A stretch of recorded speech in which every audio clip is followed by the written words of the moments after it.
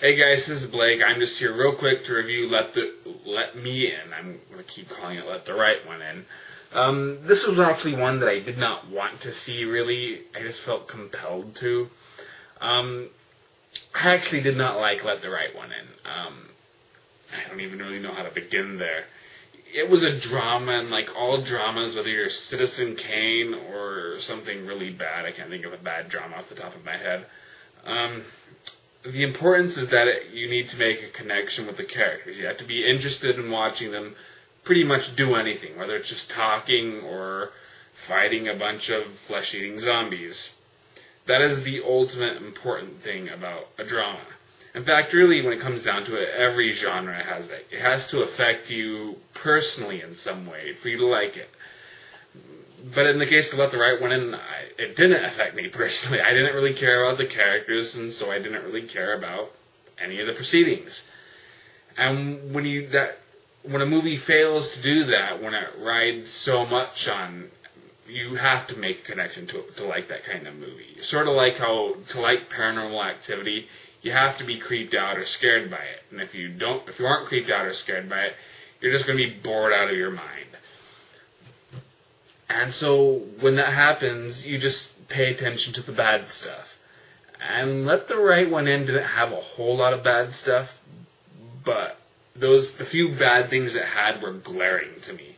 Like, for example, I didn't like how the three main victims all just happened to be really close to each other. I mean, what are the odds of that? And I thought it completely fumbled in its message or theme. It didn't really know what it wanted to say. And I hated the fact, most of all, how much everybody loved this movie. Because I expected to at least like it, but I didn't. And I thought the worst comment I ever heard on it was when some critic said, I think it was a critic, how kids should watch this movie. Fuck no! There is a rating code for a reason, and what are kids going to take from this? That if you're bullied, whack a kid with a metal rod of some sort, almost severing his ear? I mean, that's this movie's confusion. It really doesn't know what it wants to say. It doesn't know what it wants to be, and I hated the ending. It's the type of movie that I think could have redeemed itself if it had an ending that fit my perception of what a good ending should be. That it should have either... I don't want to spoil it. But it just completely was a misfire for me. So remaking it into an American movie was pretty worrisome. You're either going to do one or two things. You're either going to make like Pulse Was to Cairo, a completely dumbed down, yet marginally more entertaining, yet significantly worse movie, or you can try to be a faithful remake. But who wants to see that? Who wants to see Let the Right One In packaged into a completely different but same movie? But it could work, I guess. I was hoping that there'd be a bit more of a combination of the two. And to a point, it was that. I thought Let Me In was surprisingly decent, even though I still didn't particularly like it. I thought it fixed up a lot of the problems that the first one had. Like, for example, the three victims, that's a lot... they did that a lot better. There was a lot more suspense, I felt. For example, when the killer strikes, I actually felt that. And another major problem I had with the first one was how stupid the killer was. I mean, he kills people in public places, and it was just so dumb. But here they actually fixed that up quite a bit. So it tightens up the script, so at least it feels like while the writer and director loved the original, he also wanted to make a movie that fixed up its problems. So I admired that. Unfortunately, it was the same thing. For me, I didn't care about the characters, and so it just really was two kids softly speaking to each other, and I was pretty bored. But I can't say I disliked it either. I mean, I think I gave Let the Right One In a 2 out of 4 stars when I wrote my written review of it. But this one, I feel compelled to give it 2.5 stars, even though I'm not sure I liked it that much. So that was a difficult situation for me. I'm trying to think. Once again, it fumbles with the message, but I think it still did a little bit better. I can't. Well, maybe I will spoil it at the end, but I'll warn you then.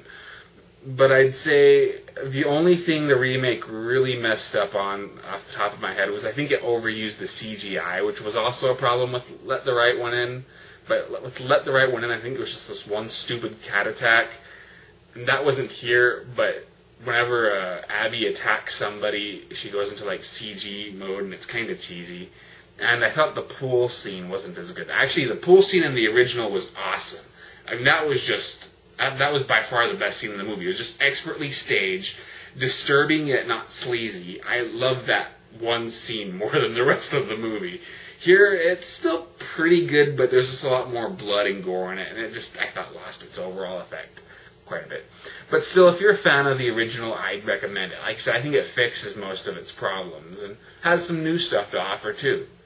But as for what I've been worried about, well, just for the record, if you want to read my written reviews, just check the links in my description. And from here, I'm going to be spoiling in 5, 4, 3, 2, 1. All right.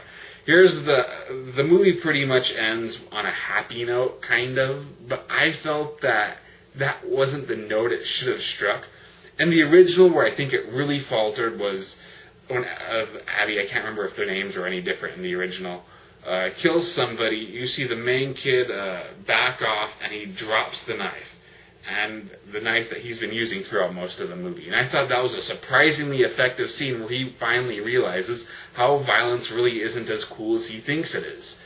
The remake doesn't have the dropping of the dropping of the knife scene, even though there's sort of a similar scene then. So it leaves at least his decision a little bit more ambiguous. But where the original really screwed up was after the whole pool scene massacre. He doesn't seem to be bothered by how many dead bodies are surrounding him. And I mean, as bad as the bullies were, they didn't deserve that. And so I felt that really fumbled the scene. And I felt for the movie to work was that at least end on an implication that Abby has realized what she'd done was wrong. She pretty much took the lives of so many others just to sustain her own life.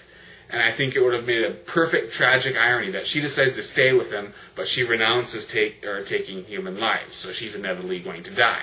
I thought that would have been effective, or end it on a bit more of a downer note, which I think this movie was kind of going for, where Owen, I believe his name was, he's going to become just like the serial killer who died earlier in the movie. He's going to be killing people for Abby. He's going to become miserable for it, and most of all, eventually, she's not going to be all that interested in him anymore. But with the ending of the actual movie, it doesn't seem like it really wants to go either way. So that's where I felt that it fumbled. But I respect that a lot of people really do love this movie. There's definitely a lot of effort into making a pretty decent drama, and it's definitely a lot better than Twilight. I wouldn't say as good as Near Dark, though. So once again, if you like the original, I think this is definitely worth checking out. If not, I think it's better, but I don't know if I'd bother. At maybe best, wait till DVD. So that's it. I hope you enjoyed this, and I hope you understood why I did not like Let the Right One In. So just read the written reviews if you want, and see ya.